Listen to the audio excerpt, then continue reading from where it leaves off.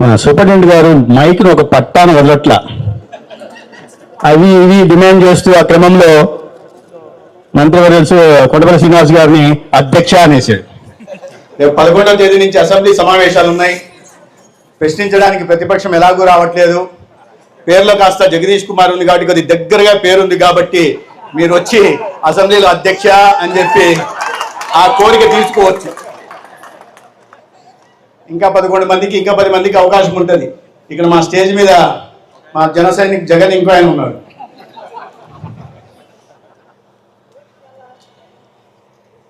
సహచర మంత్రివర్యులు చాలా క్వైట్గా కామ్గా కనిపిస్తూ డైనమిక్గా పనిచేసే నాయకుడు. అదేదో మరి రాజకీయాలు ఉన్న వాళ్ళకి విపరీతంగా ఒత్తిళ్ళు ఉంటాయి. ఆ పనులు అడుగుతుంటారు, ఈ పనులు అడుగుతుంటారు, విసిగిస్తుంటారు. ఆ క్రమంలో ఎక్కడో చోట సమయాన్ని కోల్పోతుంటాం, మొహంలో విసుగు చూపిస్తుంటాం. కానీ కొండపల్లి శ్రీనివాస్ గారి మొహంలో ఎప్పుడూ ఆ విసుగు కనిపించదు. అదేమన్నా ప్రశాంతంగా ఉండే కళను ఏమన్నా అవపోసన పట్టారేమో నాకు తెలియదు. కానీ అదేదో ఆ మంత్రం ఏదో మాకు చెవిలో చెప్తే మేము కూడా ప్రశాంతంగా అందరితో చిరునవ్వుగా ఉంటూ వచ్చిన వాళ్ళ సమస్యలన్నీ వింటూ వాటిని పరిష్కారం కోసం కృషి చేస్తూ మేము కూడా ఇలా చప్పట్లు వీలలు కొట్టించుకుంటాం కదా. ఆయన నేను సోదరుడని పిలలేను, మిత్రుడని పిలుస్తా. సోదరుడని ఎందుకు పిలవాలంటే నాకన్నా వయసులో చిన్న అయినా కూడా హైట్లో చాలా తేడా. మరి మిత్రుడు అనుకుంటే బాగుంటుంది. మిత్రుడు కొండపల్లి శ్రీనివాస్ గారికి ఇంతసేపు అందరూ మాట్లాడారు వేదిక మీద, ఒక వక్త మాట్లాడలేదు. ఆయన ఐఏఎస్ ఆఫీసర్, చాలా మా సెకండరీ హెల్త్ డైరెక్టర్ చక్రధర్ గారు పాపం మాట్లాడరేమో అనిపిస్తుంది. ఆయన ముందు ఐఏఎస్ కావడానికి ముందు ఐపీఎస్గా పనిచేశారు. ఆయన డైరెక్టర్గా బాధ్యతలు చేపట్టిన నుంచి ప్రొయాక్టివ్గా ఉంటూ ఎక్కడ ఏరియా హాస్పిటల్ కానీ సిఎస్సిలో కానీ డిస్టిక్ హాస్పిటల్లో సమస్యలు ఉన్నాయో గుర్తించి అందరితో మాట్లాడుతూ ఒక్కొక్కటి ఇన్ఫ్రాస్ట్రక్చర్ గ్యాప్స్ కావచ్చు, డయాగ్నోస్టిక్ ఎక్విప్మెంట్ కావచ్చు, లేదా హెచ్ఆర్కి సంబంధించిన విషయాలు కావచ్చు, వాటిని పరిష్కరిస్తూ ఆరోగ్య శాఖకి ఇవాళ పేరు రావడంలో ప్రధాన భూమిక వహిస్తున్నారు అటువంటి సెక్రటరీ గారికి. షాలు కప్పబోతుంటే మా కలెక్టర్ గారు మనం కలుపుకోవడం ఎందుకు అంటున్నారు. మనం చేసుకోవడం ఏంటి మర్యాదలని. ఆయన వారు ఇక్కడికి వచ్చి విజయనగరంకి వచ్చి కొండపల్లి శ్రీనివాస్ గారిని మనం అంటున్నాడు. వాస్తవానికి మేమిద్దరం ఒకే జిల్లా వాళ్ళం, ఒకే ఊరు వాళ్ళం. మేము బయట వాళ్ళం అయిపోయాం, కొండపల్లి శ్రీనివాస్ గారు మనం అయిపోయారు. అటువంటి రామచంద్ర రెడ్డి గారికి, కలెక్టర్ గారికి, నా డిఎంహెచ్ఓ జీవన్ రాణి గారికి, డిసిహెచ్ఎస్ పద్మశ్రీ గారికి, అదేవిధంగా నా పార్టీ సరచర నాయకుడు, నాకు చెల్లెలు లేదు కానీ పార్టీ ఇచ్చిన చెల్లెలు ఉంది, రెడ్డి భవానీ గారికి, ఇవాళ ఆరోగ్యం గురించి, ఆరోగ్యం తీసుకోవాల్సిన జాగ్రత్తల గురించి, వ్యవహారం ఆహారపు అలవాట్ల గురించి, జీవన శైలి గురించి నిజంగా గరికపాటి నరసింహారావు గారి లాగా ప్రవచనం ఇచ్చిన మా జిల్లా అధ్యక్షుడు రాజేష్ గారికి. అదేదో సినిమాలో డైలాగ్ ఉంటుంది, ఆడా నేనే ఈడా నేనే, అప్పుడు నేనే ఇప్పుడు నేనే అని చెప్పి మన గోపాలరాజు గారు నేను భూమి పూజ చేసినప్పుడు నేనే ఉన్నా, శంకుస్థాపన చేసినప్పుడు, ఇప్పుడు ప్రారంభోత్సవం చేస్తున్నప్పుడు నేనే అన్నారు. అటువంటి పెద్దలు గోపాలరాజు గారికి.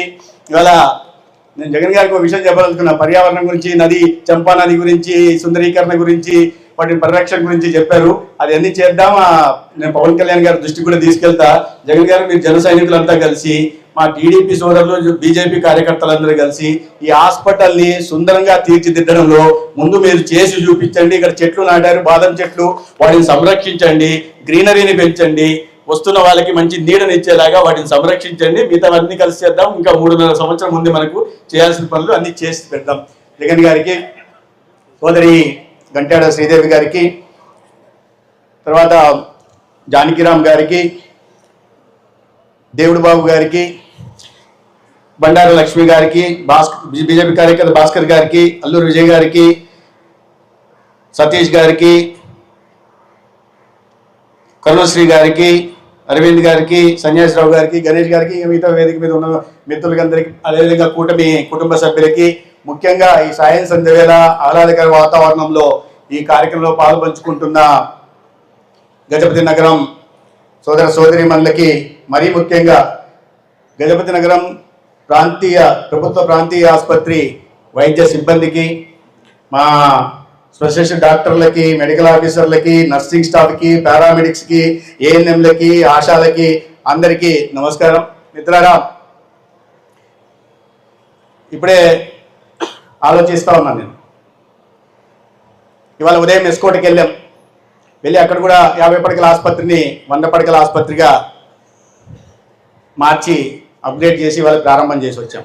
అది కూడా 2019లో మన కూటమి ప్రభుత్వం ఉన్నప్పుడే మంజూరైంది. దాని తర్వాత పనులు సాగల ఆగిపోయాయి. ఇక్కడ కూడా గజపతి నగరంలో కూడా బాబాయ్ కొండపల్లి అప్పలనాయుడు గారు ఎమ్మెల్యేగా ఉన్నప్పుడు దీన్ని 30 పడకల నుంచి 100 పడకలకి వారు ఆనాడు ముఖ్యమంత్రి చంద్రబాబు నాయుడు గారిని కోరి అప్గ్రేడ్ చేశారు. దాని తర్వాత పనులు కావాలా. ఎందుకు కాలేదయ్యా అంటే మనందరికీ తెలుసు, 2019లో ఒక భయంకరమైన వ్యాధి వచ్చింది. మనం బయటికి రాలే, మాస్కులు వేసుకుని తిరిగాం. ఏంటది? కరోనా ఎప్పుడు వచ్చింది? 2019 డిసెంబర్లో వచ్చింది. కానీ దానికి ముందు మేలో ఇంకో వైరస్ వచ్చిందన్న ఆయన అప్పుడే పేర్లు చెప్తున్నాడు. సరే, దాని తర్వాత పనులు సాగలే. కారణాలు ఏమైనా పనులు సాగలే. ఇవాళ 16.5 కోట్లతో మళ్ళీ మన ప్రభుత్వం వచ్చిన తర్వాత నిరంతరం మాట్లాడుతూ, నాతో ఈ మధ్యకాలంలో ఏదన్నా మన కూటమి ప్రభుత్వం ఏర్పడిన తర్వాత కొడపల్లి శ్రీనివాస్ గారు మాట్లాడి ఉంటే, ఒక 10 సార్లు మాట్లాడి ఉంటే 7 సార్లు ఖచ్చితంగా ఈ ఆసుపత్రి గురించే వాళ్ళు మాట్లాడలేదు. మిగతా విషయాలు ఏదో ప్రభుత్వ పరంగా కానీ ఇతరత్ర పనుల గురించి ఏదో మాట్లాడుకోవడం జరుగుతుంటుంది. కానీ ఒక 7 సార్లు 10 సార్లకు కానీ 7 సార్లు ఈ ఆసుపత్రిలో అది తక్కువ ఉంది, ఇది తక్కువ ఉంది, నేను అది మాట్లాడాను, సిఎస్ఆర్ నుంచి తెప్పించుకుంటున్నాను అని నాతో మాట్లాడుతూ మళ్ళీ నమ్మకం లేక నా పైన డైరెక్టర్ గారు కూడా ఫోన్ చేస్తుంటారు. నాతో మాట్లాడిన తర్వాత మళ్ళీ ఫోన్ చేసి, నేను మంత్రి గారితో మాట్లాడాను నేను అనింటాను, చూద్దామండి అని అంట. కానీ డైరెక్టర్ గారికి ఫోన్ చేసి చేద్దామండి అన్నారు, చూద్దామండి అని నేనంటే చేద్దామని అంటే మా డైరెక్టర్ గారు వెంటనే మంజూరు, అట్లనే అన్ని మంజూరు అయిపోయినాయి. మొత్తానికి మొదలు పెట్టాం. ఏదైనా సరే ఇవాళ మొత్తం మొదలైపోయింది. 100 పడకల అద్భుతమైన ఆసుపత్రి వచ్చింది. ఇంత అందంగా తీర్చిదిద్దారు. నేను కన్స్ట్రక్షన్ క్వాలిటీ చేస్తున్న మా కాంట్రాక్టర్ రాజేష్ గారిని కూడా అభినందించాలా. రాజేష్ గారు ఎందుకు ఈ పనులు పూర్తి చేయలేకపోయారంటే, సబ్ కాంట్రాక్టర్గా ఉండి బిల్లులు రాలా, కొన్ని సంవత్సరాలు బిల్లులు రాకపోవడం వల్ల ఈ కన్స్ట్రక్షన్ వరకు ముందుకు సాగల. ఇంకా ఇప్పుడు మేము బిల్లులు ఇచ్చుకుంటూ వచ్చాం. అయినా కొద్దిగా బిల్లులు ఉన్నాయి. ఇప్పుడు షాలు కప్పి సన్మానం చేశాం కాబట్టి ఆ బిల్లుల గురించి ఇంకా మర్చిపోమని కోరుతున్నాను.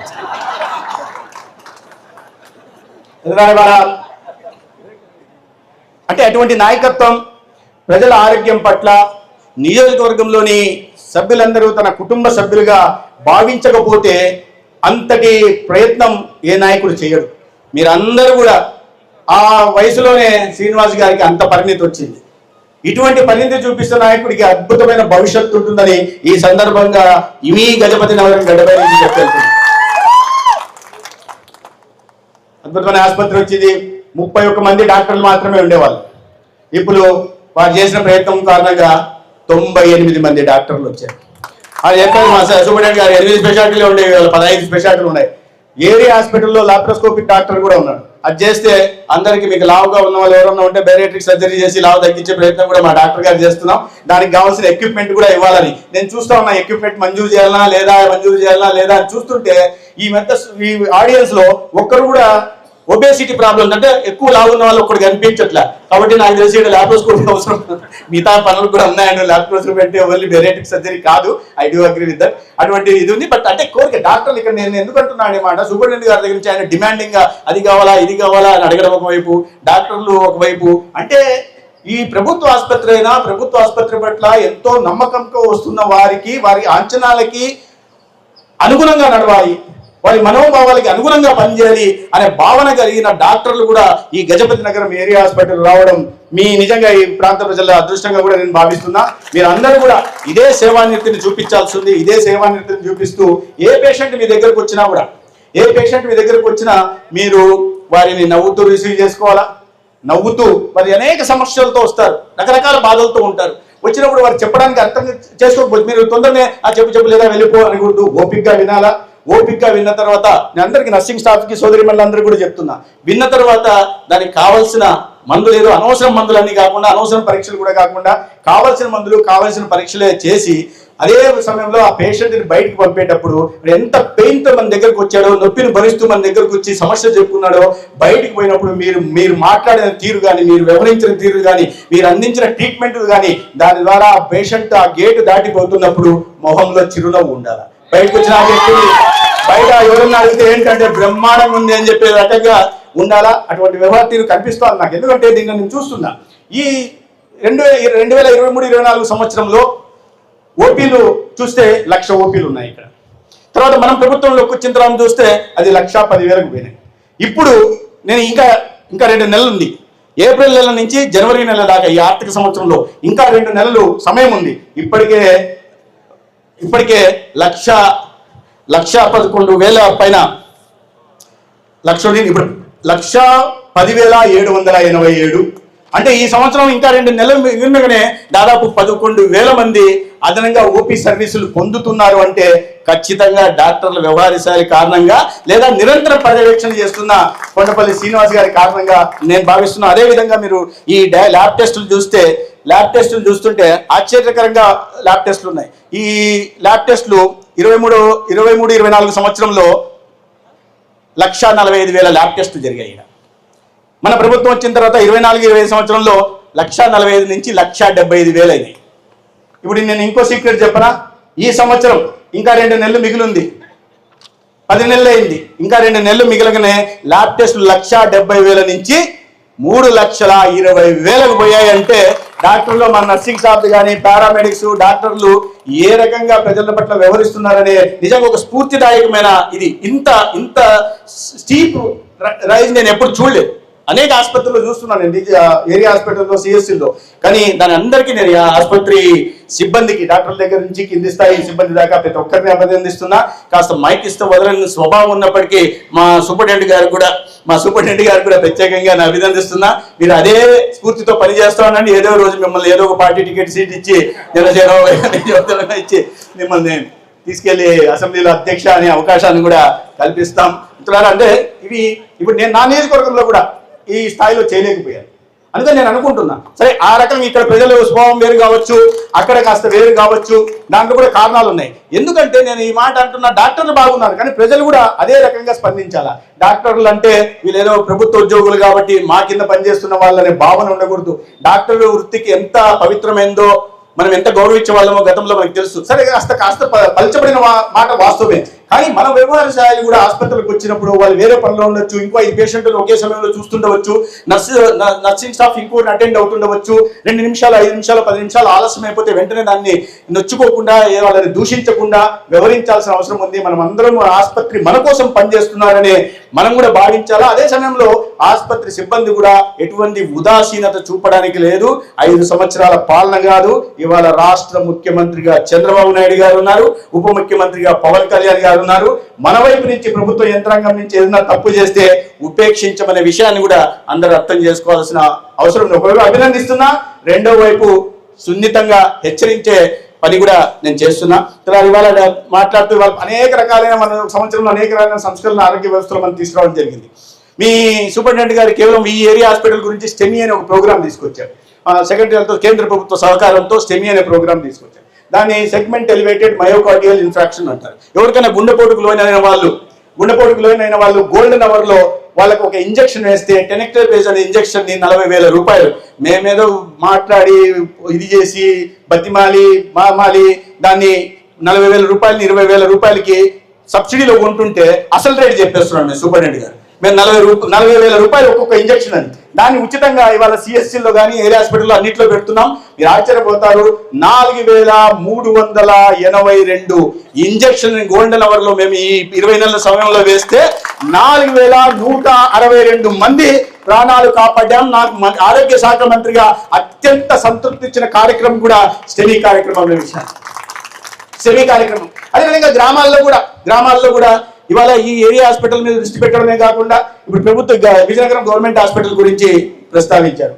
ఈ ప్రభుత్వ కళాశాల విజయనగరంలో మొదలైన తర్వాత, మెడికల్ కాలేజ్ అయిన తర్వాత ఈ 5 సంవత్సరాల్లో, గత 5 సంవత్సరాల్లో ఖర్చు పెట్టిన మొత్తం 84 కోట్లు అయితే, 5 సంవత్సరాల్లో ఖర్చు పెట్టిన మొత్తం 84 కోట్లు అయితే, మనం ప్రభుత్వం వచ్చిన తర్వాత ఆ పాత బకాయిలు చెల్లించడానికి కానీ లేదా మిగతా ఇతరత్ర ఇన్ఫ్రాస్ట్రక్చర్ పనులకు కానీ ఖర్చు పెట్టిన మొత్తం 95 కోట్లు.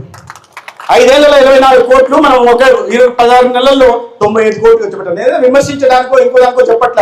అంటే ఈ ప్రజల ఆరోగ్యం పట్ల కానీ లేదా వైద్య విద్యను అభ్యసించాలనుకుంటే విద్యార్థుల పట్ల ఆసక్తి కానీ చిత్తశుద్ధి కానీ ఉన్న ప్రభుత్వం ఇవాళ ఉంది. అదేవిధంగా అనేక మనం నేషనల్ హెల్త్ ప్రోగ్రామ్ కింద మన గ్రామాల్లో ఒక CHOని పెట్టి ANMని పెట్టి 3 ఆశయాలను పెట్టి ప్రతి ఇంటి దగ్గరికి వెళ్ళి వాళ్ళ ఇబ్బందులు కలుసుకొని వాళ్ళకి కావాల్సిన మందులు ఇచ్చి కావాల్సిన 14 పరీక్షలు చేసి 105 రకాల మందులను అందుబాటులో పెట్టడం కోసం కేంద్ర ప్రభుత్వం మంజూరు చేస్తే 10,000 వాటిని అది నిర్మించలే. 3,000 నిర్మించి మిగతావన్నీ వదిలేశారు. మనం వచ్చిన తర్వాత మొదటి సంవత్సరంలోనే కేంద్ర ప్రభుత్వ సహకారంతో ఇవాళ PM అభిమ్ కింద కానీ లేదా 15th ఫైనాన్స్ కమిషన్ దగ్గర కానీ సివిల్ వర్కుల కోసం 18 కోట్లు అదనంగా మంజూరు చేయించుకుని ఇవాళ గ్రామాల్లో మిగిలిపోయిన విలేజ్ హెల్త్ క్లినిక్ అంటారు. కేంద్రం దాన్ని ఆయుష్మాన్ ఆరోగ్య మందిర్ అంటుంది. విలేజ్ హెల్త్ క్లినిక్ అంటారు. ఆ విలేజ్ హెల్త్ క్లినిక్లను కూడా ఇవాళ మనం నిలిచిపోయిన వాటిని పూర్తి చేసే ప్రయత్నం చేస్తున్నాం. మా గంటాడ శ్రీదేవి గారి మరి గంటాడు కాదో నాకు తెలియదు కానీ గంటాడలో రామవరంకి, వసంతకి, దిగువ కొండపర్తికి ఈ ఊరికి ఒక్కొక్క చోట 36 కోట్లు ఇచ్చాం.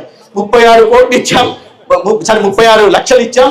అదే కాకుండా BPHలకి 2 BPHలకి 50 కోట్లు ఇవ్వడం జరిగింది. ఈ అంటే గ్రామాల్లో మిగిలిపోయిన పనులు కూడా పూర్తి చేసే పని చేస్తున్నాం. నేను ఇంత గ్రామాలను ఎందుకు గుర్తుపెట్టుకున్నా తెలుసా? ఇట్లాంటి గ్రామాలు ఎన్ని ఉన్నాయి? 13,000 గ్రామాలు. 13,000 గ్రామాలు ఉంటే విలేజ్ హెల్త్ క్లినిక్ ఉన్నాయి 10,032 ఉన్నాయి. అయినా నేను గంట్యాలలో పెట్టుకున్నా అంటే నాకు నా సొంత మండలం ఆడది పూర్తి కాలేదు, రామవరం ఎప్పుడు మంజూరు చేస్తారు, దిగువ కొండపర్తిది పూర్తి కాలేదు అంటే ఎన్నిసార్లు చెప్పింటే నాకు నా మస్తిష్కంలోకి ఎక్కి ఉంటుంది చెప్పండి. అది పూర్తి కాలేదు, ఎప్పుడు మంజూరు చేస్తారంటే ఈ కొండపల్లి శ్రీనివాస్ గారితో అయ్యే పని కాదురా బాబు అని చెప్పి అది మంజూరు చేయాల్సి వచ్చినవి. మిగిలినవన్నీ కూడా మంజూరు చేశాం. గ్రామాల్లో కూడా ఒక నిరంతరమైన నాణ్యమైన వైద్య సేవలు అందించడం కోసం ఈ ప్రభుత్వం చిత్తశుద్ధితో ఉంది. అదేవిధంగా ఈ నాన్ కమ్యూనికబుల్ డిసీజెస్ గురించి కలెక్టర్ గారు కూడా చెప్పారు.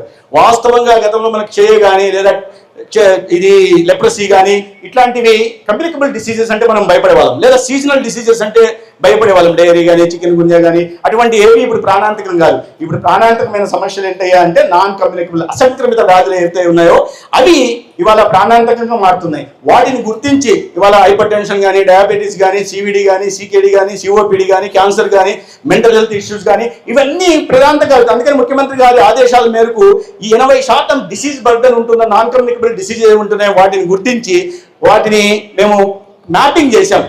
హైపర్ టెన్షన్ ఏ జిల్లాలో ఎక్కువ ఉంది, డయాబెటీస్ ఏ జిల్లాలో ఎక్కువ ఉంది, క్యాన్సర్ కేసులు ఎక్కడ ఎక్కువ ఉన్నాయి, మెంటల్ హెల్త్ ఇష్యూస్ ఏ జిల్లాలో ఎక్కువ ఉన్నాయి. ఇవన్నీ ఎందుకు చేశామంటే ఆ జిల్లాల్లో ఎక్కువ ఉంటే దాన్ని తగినట్టుగా ఇన్ఫ్రాస్ట్రక్చర్ ఫెసిలిటీని పెట్టడం, HR డిప్లాయ్మెంట్ చేయడం, దానికి అనుగుణంగా స్పెషలిస్టులను పెట్టి ఎక్స్పర్టులను పెట్టి వారి సలహాలు సూచనలు తీసుకుని అందరి ఏ వ్యాధి బారిన పడి ఇబ్బంది పడుతున్నారో వారిని గుర్తించి మళ్ళీ మ్యాపింగ్ చేశాం. మ్యాపింగ్ ఏం చేశాం?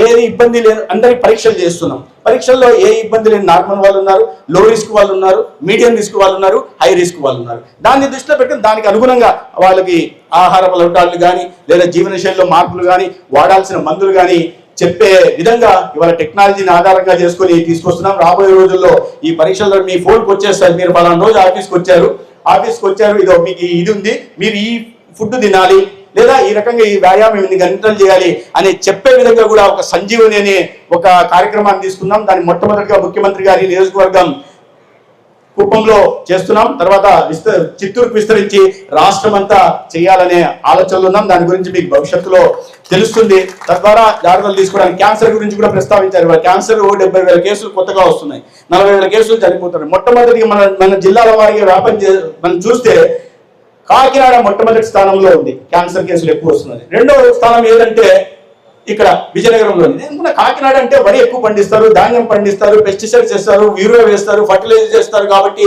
దాని కారణంగా ఆహారం కలుషితమయ్యి అక్కడ క్యాన్సర్ కేసులు వస్తున్నాయి. మన విజయనగరంలో మామూలుగా ఇక్కడ మామిడి ఎక్కువ పండేది, ఇతరత్ర పంటలు ఉండేవి, వేరుశనగ ఉండేవి, వాటికి పెద్దగా పెస్టిసైడ్స్ వాడరు కదా ఎందుకని నేను అడిగితే మంత్రి గారిని అడిగా, మా రాజేష్ ముగ్గురం కూర్చోమంటే అడిగారు ఎందుకు ఇట్లా అని. అంటే వాళ్ళు చెప్పారు మీరు చెప్పింది వాస్తవమే, గతంలో మామిడి ఉండేది అవి ఇప్పుడు లేవు, వేరుశనగ వేసేవాళ్ళు లేవు, ఇతరత్ర పంటలు కూడా లేదు, అందరూ కూడా ఇప్పుడు వరినే పండిస్తున్నారు అని చెప్పి.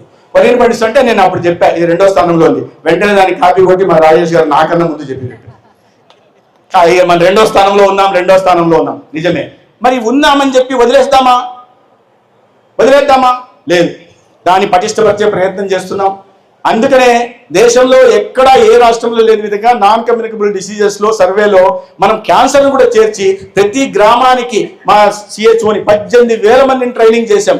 ఏది ముఖ్యంగా ఆశాల దగ్గర నుంచి, ఏఎన్ఎం దగ్గర నుంచి, సిహెచ్ఓల దగ్గర నుంచి, మెడికల్ ఆఫీసర్ల దగ్గర నుంచి, స్పెషలిస్టుల దగ్గర నుంచి 550 స్పెషలిస్టులని, 155 సూపర్ స్పెషలిస్టులని, 4,000 మంది మెడికల్ ఆఫీసర్లని, 4,000 మంది ఏఎన్ఎంలని, మొత్తం ఆశా వ్యవస్థను పెట్టి ఇళ్ళ దగ్గరికి వెళ్ళి స్క్రీనింగ్ చేస్తున్నాం.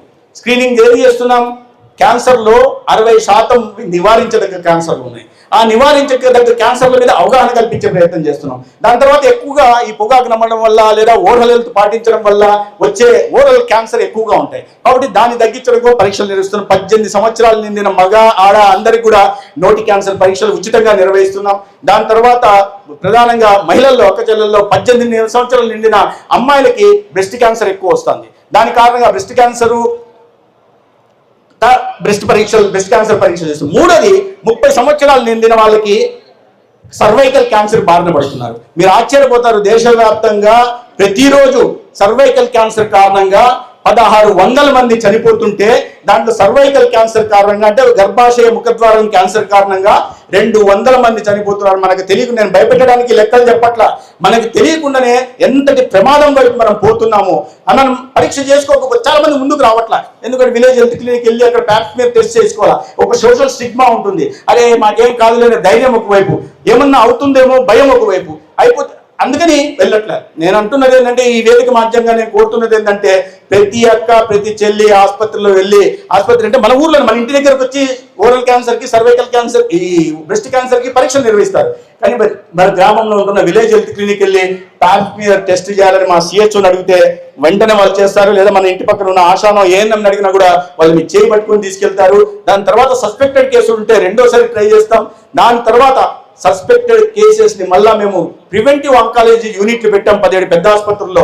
వాటిలో ప్రివెంటివ్ ఆంకాలజీ యూనిట్లు పెట్టి, స్పెషలిస్టులు పెట్టి, మీరు పోయిన వాళ్ళకి ఇబ్బంది లేకుండా వారానికి 2 రోజులు దానికి గ్రీన్ ఛానల్ పెట్టి, దానికి మళ్ళా 222 పేరుతో బ్రాండింగ్ చేసి, ఇబ్బంది కలగకుండా మా ఆశా సోదరి అక్కడ తీసుకెళ్లి మీ పరీక్షలు నిర్వహించేదాకా చూస్తున్నాం. దాని తర్వాత అక్కడ కూడా కన్ఫర్మేషన్ ఏదన్నా ఉంటే మామోగ్రఫీ ఇంకోటి చేసి అతి ఖరీదైన క్యాన్సర్ పరీక్షల్ని నిర్వహించి దానికి చికిత్స అందించి కాపాడుకునే ప్రయత్నం చేస్తున్నాం. ఎందుకు ఇంత ఫస్ట్ నేను వచ్చిన తర్వాత ఈ ఉచిత క్యాన్సర్ చికిత్సల మీద సంతకం పెట్టా. ఎందుకు చెప్తున్నా అంటే, నాకు ఒక ఎమోషన్. నా తల్లి, నేను చిన్నప్పుడే క్యాన్సర్ కారణం చనిపోయి, నన్ను పెంచిన మా అక్క కూడా క్యాన్సర్ కారణం చనిపోయి, నేను మంత్రి అయిన తర్వాత ఏం చేద్దాం అనుకుంటే, అరే మా అక్క మా అమ్మ చనిపోయారు కదా, ఏం చేద్దామంటే అధికారులు చెప్పారు ఇట్లా చేయించండి.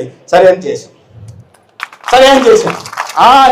నాలాగా ఎవరు కూడా తల్లిని చెల్లిని ఇంట్లో పోగొట్టుకోకూడదు. క్యాన్సర్ అంత ఇబ్బందిగా ఉంది కాబట్టి ఏమవుతుంది అనుకోకూడదు. చాలా మంది అక్క చెల్లెలు ఉన్నారు కాబట్టి నేను ప్రత్యేకంగా దీని గురించి ప్రస్తావిస్తున్నా. అదేవిధంగా ఇతర నాన్ కమ్యూనికబుల్ డిసీజ్ మన దగ్గరకు వచ్చి నాకు టైం లేదను, ఇప్పుడు కాదు రేపు రమ్మను, తర్వాత చూద్దామను, అట్లాంటి నిరాసక్తత లేకుండా ఖచ్చితంగా పరీక్షలు నిర్వహించాలా. ఎందుకంటే ఒక గజపతి నగరం కాదు, లేదా నా ధర్మవరం నియోజకవర్గం కాదు, రాష్ట్రం అంతా కూడా ఆరోగ్యంగా ఉండాలా, ఒక ఆరోగ్యవంతమైన సమాజాన్ని నిర్మించాలా. తద్వారానే ఒక స్వర్ణాంధ్ర, వెల్దీ హ్యాపీ ఆంధ్రప్రదేశ్ ఏదుందో దాన్ని నిర్మించగలం. అదేవిధంగా మనం ప్రధానమంత్రి చెప్పినట్టుగా వికసిత భారత్ నిర్మాణం జరగాలంటే ఒక ఆరోగ్యవంతమైన సమాజం ఉండాలి. కాబట్టి ఈ రకంగా ప్రయత్నాలు చేస్తున్నాం. ఇంకా అనేక రకాలైన కార్యక్రమాలను ఆరోగ్య వ్యవస్థలు చేస్తున్నాం. అంటే ప్రధానంగా ప్రతి ఒక్కరికి కూడా ఇన్సూరెన్స్ 2.5 లక్షల దాకా ఇన్సూరెన్స్ ఇచ్చి, తర్వాత 25 లక్షల దాకా అసూరెన్స్ మోడ్లో ప్రతి ఒక్కరికి ఈ ఎన్టీఆర్ వైద్య సేవ ఆరోగ్యశ్రీ అంటారు, ఆ ట్రస్ట్ ద్వారా 25 లక్షల దాకా ఉచితంగా వైద్య సాయం చికిత్సలు అందించే దిశగా కూడా ప్రయత్నం చేస్తున్నాం. ఇన్సూరెన్స్ మోడల్ ఉంటుంది, కేంద్ర ప్రభుత్వం సంబంధించిన ప్రధానమంత్రి జన ఆరోగ్య యోజన ఉంటుంది, దానికి పైన ఎన్టీఆర్ వైద్య సేవ 25 లక్షల దాకా అసూరెన్స్ మోడ్ లో కూడా ఏ రాష్ట్రం కూడా దేశంలో చేయట్లా. అత్యధికంగా 10 లక్షల దాకా మహారాష్ట్రలో, గుజరాత్ లో చేస్తున్నారు. 25 లక్షల దాకా చేస్తున్న ఒకే ఒక రాష్ట్రం అది ఆంధ్రప్రదేశ్. 3252 ప్రొసీజర్లు చేస్తున్నాం. 2400 నెట్వర్క్ హాస్పిటల్ దీనికోసం ప్రత్యేకంగా పెట్టామంటే ఈ రాష్ట్రంలో చంద్రబాబు నాయుడు గారు, పవన్ కళ్యాణ్ గారు రాష్ట్ర ప్రజలందరినీ కుటుంబ సభ్యులుగా భావించి వారి ఆరోగ్య సంరక్షణ కోసం ఎటువంటి చర్యలు తీసుకుంటున్నారనే విషయాన్ని మరి అందరూ గుర్తించాలని ఈ సందర్భంగా తెలియజెప్పే ప్రయత్నం చేస్తున్నాం. మిగతా పనులు ఆరోగ్య వ్యవస్థలు ఎలాగ పనులు జరుగుతున్నాయి దాన్ని సరిదిద్దే ప్రయత్నం చేస్తున్నాం. చాలా లోటుపాట్లు ఉన్నాయి. ఆర్థిక విధ్వంసం తర్వాత ఆర్థిక వనరులు లేని ఉన్న నేపథ్యంలో కూడా ఒక్కోటి చేసుకుంటూ పోతున్నాం. ఇవన్నీ కాకుండా ఇతరత్ర పనులు కూడా ఇప్పుడే ఈరోజు నిన్న సండే కాబట్టి ఆదివారం ఇవ్వాల్సిన సామాజిక పెన్షన్లని ఒకరోజు ముందే నేను చెప్పాను, నేను 1వ తేదీ వస్తున్నా కలిసి ఇద్దాము పెన్షన్లని. ఆ 1 ఆదివారం కదా సత్య గారు, నేను ఒకరోజు ముందే ఇచ్చేస్తున్నా అందరికని ఒకరోజు ముందే ఇచ్చాను. గతంలో జీతాలే వచ్చేవి కాదు, ఇవాళ పెన్షన్ ఒకరోజు ముందే పోతుంది ఆదివారం. ఇటువంటి వాతావరణం. దీపం పథకం అన్నారు, ఉచిత సిలిండర్ ఇచ్చే ప్రయత్నం చేస్తున్నారు. తల్లికి వందనం అని చెప్పారు, పిల్లలుంటే పిల్లలందరికీ అమ్మ అకౌంట్లో వేస్తున్నారు. అన్నదాత సంతోషంగా ఉండాలని ప్రధానమంత్రి గారు PM కిసాన్ సమ్మాన్ నిధి అని తీసుకొస్తే మీరు 6,000 ఇస్తారా, నేను మీకన్నా కొద్దిగా ఎక్కువ ఇస్తా అని చంద్రబాబు నాయుడు గారు 14,000 కలిపి 20,000 ఇచ్చే కూటమి ప్రభుత్వం చేస్తూ ఉంది. అనేక పనులు చేస్తుంటే కొంతమంది మాత్రం భాష వేరేగా మాట్లాడుతున్నారు. ఇక్కడ పని జరుగుతుంది, అభివృద్ధి చేసి చూపించే ప్రయత్నం చేస్తున్నారు. కానీ కొంతమంది వేరే జీర్ణించుకోలేక మాట్లాడుతుంది. దీంట్లో ప్రధానంగా ఆసుపత్రులు ఓపీలు పెరిగాయి అన్న, ఇప్పుడే చెప్పారు. మళ్ళీ పొద్దున్న చెప్పింది నేను చెప్పాల్సిన అవసరం కానీ అన్నారు కాబట్టి చెప్పాల్సిన పరిస్థితి ఉంది. నేను ఒక ఆసుపత్రికి వెళ్ళి అడిగాను, ఏమ్మా చూసా ఏం చేస్తున్నారు మీరు, అన్ని తప్పులు చేస్తున్నారు, ఉత్తుత్త కాకి లెక్కలు రాస్తున్నారే అన్న. లేదు సార్ కరెక్ట్ లెక్కలు రాసామని. అదేంటి 6 నెలల క్రితం నేను వచ్చినప్పుడు ఓపీ 1000 ఉన్నింది, ఇప్పుడు 1500 ఐపీ 1000 ఉన్నింది, 1500 ఎట్లయింది, ఓపీ కూడా పెరిగాయి. 6 నెలల్లో ఇంత పెరుగుతాయా, ఎట్లా పెరుగుతాయమ్మా, నేను ఎట్లా కనిపిస్తున్నా నీకు అన్న. మా హెల్త్ మినిస్టర్ అయిన పాపం డాక్టర్ కాదు, ఏం తెలియదులే అనుకున్నావా ఏంటి అన్న. లేదు సార్ మీరు ఏమనుకుంటే చెప్తాను చెప్పమ్మా. ఏం లేదు సార్, మొన్న అదే చంద్రబాబు నాయుడు గారు శ్రీశక్తి అనే పథకం తెచ్చారు, దానికి దీనికి ఏం సంబంధం అమ్మా, అది ఉచితంగా ప్రయాణం, దానికి దీనికి ఏం సంబంధం ఉన్నా. లేదు సార్ ఉంది సార్, చిన్న ఆసుపత్రిలో రెఫర్ రాస్తే ఇప్పుడు గజపతి నగర్లో రెఫర్ చేస్తే విజయనగరం పోతున్నట్టుగా పోతున్నారు, లేదా విశాఖపట్నం పోతున్నారు. ఇంతకు ముందు ఏంటంటే 40 కిలోమీటర్లు పోలా, 50 కిలోమీటర్లు పోలా, ఛార్జీలు భారం ఎందుకు లేని అశ్రద్ధ వహించే వాళ్ళు, అనారోగ్యం బారిన పడే వాళ్ళు ఇప్పుడు ఉచిత బస్సు ఉంది కాబట్టి ఎక్కేసి వస్తున్నారు సార్, చేయించుకుంటున్నారు సార్, దాని గురించి ఓపీ పెరిగింది సార్. అలా నర్సింగ్ అడిగా, ఏంటమ్మా ఈమె చెప్పట్టు ఎక్కువ కొడతా, నేను టైంకి డ్యూటీకి వస్తున్నావమ్మా, వస్తున్నాం సార్ అని. ఎందుకంటే ఫ్రీ బస్ ఉంది కదా సార్, చలో వచ్చేస్తున్నామా, ఇబ్బంది లేదు సార్ అనేది. మా తెలుగుదేశం పార్టీ నాయకురాలు మన పొద్దున్న గుర్తుంటే పార్వతి గారు చెప్తున్నారు, సార్ నేను మా అమ్మని చూడాలంటే ఎక్కడో 100 కిలోమీటర్ల దూరం, మా అమ్మ అంటే ఇష్టం, అప్పుడప్పుడు పోయేదాన్ని సార్, ఫ్రీ బస్ కదా ఇప్పుడు 2-3 రోజులకు ఒకసారి పోయి చూసి వచ్చేస్తున్నా సార్ అని. మంచిదమ్మా, సంతోషం అన్న. మా పార్టీ కార్యకర్త ఉంది భారతి, ఆమె అంటుంది, లేదు సార్ ఆమె గొప్ప, మంచిదమ్మా తన గొప్పదాని అన్న. ఆమె గొప్ప ఏముంది సార్, నేను మా అత్తను ఎప్పుడో కానీ చూసేదాన్ని కాదు, ఇప్పుడు అప్పుడప్పుడు వెళ్ళి చూసి వస్తున్నా సార్ అని. ఇంకోటి పేరు నేను తీసుకోదలుచుకోలే కానీ ఆమె అనింది, నేను పేరు తీసుకోదలుచుకోలేదు, బాగుండదు సార్, మా ఆడపడుచుతోనో తోడికోడలతో గొడవ పడాలని నాకు ఉంటుంది, ఫోన్ తీసుకొని గొడవ పడేవాళ్ళు, అంత దూరంలో ఆడపడు ఇక్కడెవరు ఉంటారు, ఇప్పుడేం లేదు సార్, పోతున్నా పోయి ఆడపడుచుతో గొడవ చేపడుతున్నా, మళ్ళీ అక్కడ పోయి తోడికోడల దగ్గర పోయి వేరే ఊర్లో ఆ తోడికోడలతో గొడవపడి సాయంత్రం ఇంటికి వచ్చేస్తున్నా సార్ అని. ఇంకో పేరు నేను చెప్పదలుచుకోలేదు, మీరు అందరూ ఒప్పుకోరు కానీ మార్నింగ్ మేఘ సందేశం గజపతి నగరంలో చూసి, మధ్యాహ్నం మెరుపుకలలు విజయనగరం చూసి, రాత్రి కార్తీక దీపం విశాఖపట్నం చూసి కూడా నాకు తెలుసు మీరు చేస్తున్నారు ఆ పని. నేను మిమ్మల్ని నవ్వించడానికి చెప్పట్లేదు, ఇంకోటి చెప్పట్లా.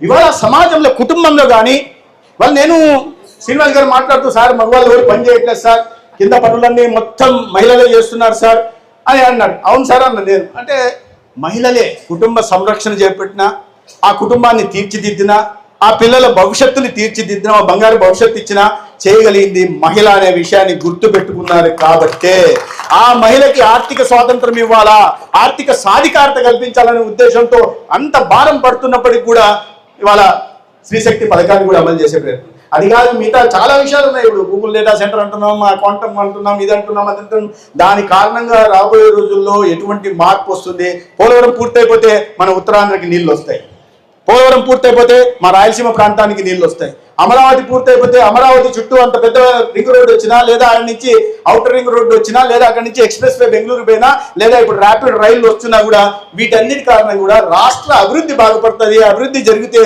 తలసరి ఆదాయం పెరుగుతుంది. తలసరి ఆదాయం పెరుగుతుంటే మన జీవన ప్రమాణాలు పెరుగుతాయి. మన జీవన ప్రమాణాలు పెరిగితే పిల్లలకి మంచి విద్యను ఇవ్వడానికి ఉంది. మంచి విద్య అందిస్తే వారి భవిష్యత్తు ఉజ్వలంగా ఉంటుంది.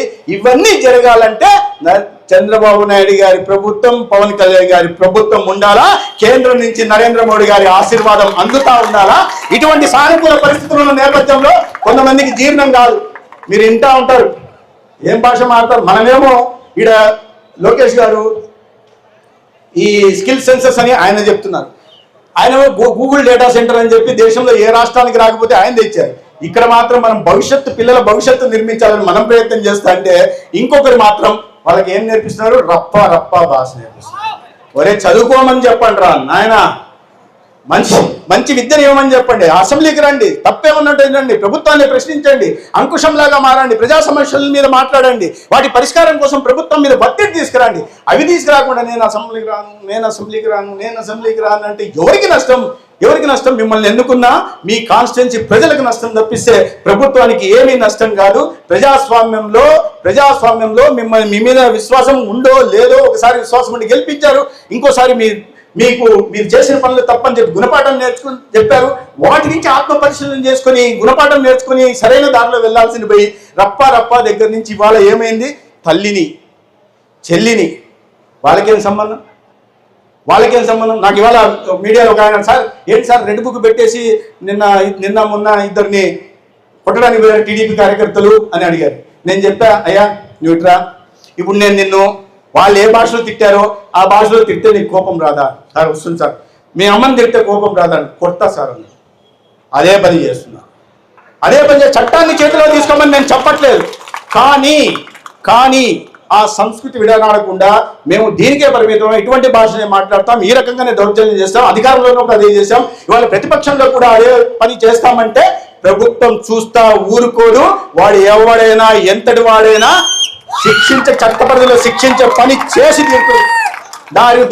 ఈ సానుకూల వాతావరణం ఉందో దృష్టి మరించడానికి, కల్తీ నెయ్యి మీద చర్చ జరుగుతుంటే దృష్టి మరించడానికి, గూగుల్ డేటా సెంటర్ వచ్చింది, యువతంతా సంతోషంగా ఉంటే దృష్టి మరించడానికి, ఇవాళ నరేంద్ర మోడీ అద్భుతమైన బడ్జెట్ ప్రైవేట్ చేసి సమాజంలో ఉంటున్న అన్ని వర్గాలకి సహాయం చేయడం కోసం ప్రయత్నం చేస్తుంటే దాని నుంచి దృష్టి మరించడానికి ఈ రకంగా తిట్టడం. వయసునన్న ముఖ్యమంత్రి పదవినన్నా చూడాలా, లేదా వయసునన్నా చూడాలా, 16 ఏళ్ళ అనుభవాన్నన్నా చూడాలా? ఏమీ లేకుండా ఆ రకంగా మాట్లాడడం అనేది మీరు ఒప్పుకుంటారా? అటువంటి భాషను సమర్థిస్తారా? రప్ప భాషను మీరు ఒప్పుకుంటారా? మీ పిల్లలు మారితే ఒప్పుకుంటారా? మీ పిల్లలు గంజాయి వైపు వెళ్తే మీకు సమ్మతమేనా? మరి మీరందరూ వద్దంటున్నారు, అక్కడ మాత్రం అదే కావాలి అంటారు. వాళ్ళకి అదే ఇద్దాం. ఈ కూటమిని, నరేంద్ర మోడీ గారిని, చంద్రబాబు నాయుడు గారిని, పవన్ కళ్యాణ్ గారిని మనం ఆశీర్వదిద్దాం. ఇవాళ ఈ సందర్భంగా ఈ కార్యక్రమం ద్వారా మీ అందరినీ కలిసే అవకాశం కలిగించినందుకు కొండపల్లి శ్రీనివాస్ గారికి నేను ప్రత్యేకంగా ధన్యవాదాలు తెలియజేసుకుంటూ, రాబోయే రోజుల్లో ఇదే నా ఆరోగ్య శాఖకు సంబంధించి కావచ్చు, లేదా ఇతరత్ర శాఖలకు సంబంధించి కావచ్చు, లేదా ఎప్పుడన్నా మా జగదీష్ గారు కరెక్ట్ గా పనిచేస్తున్నారో లేదో చూడడానికి అకస్మాత్ ఇన్స్పెక్షన్ కోసం కావచ్చు రావడం జరుగుతుంది. ఆ సందర్భంగా మరి కాసేపు సమయాన్ని మీ అందరితో గడిపే అవకాశం కల్పించాలని చెప్పి నేను శ్రీనివాస్ గారిని మరొకసారి కోరుకుంటూ, భారత్ మాతాకి. మీ శ్రీనివాస్ గారు అంటే సరిగా మాట్లాడారు, పని మాత్రం చేయించుకుంటారు. ఆయన గట్టిగా మాట్లాడకుండా మెత్తగా మాట్లాడి పని చేస్తారు. మీరు మెత్తగా మాట్లాడితే ఎలాగా? భారత్ మాతాకి. Sorry, I had to add some political points here.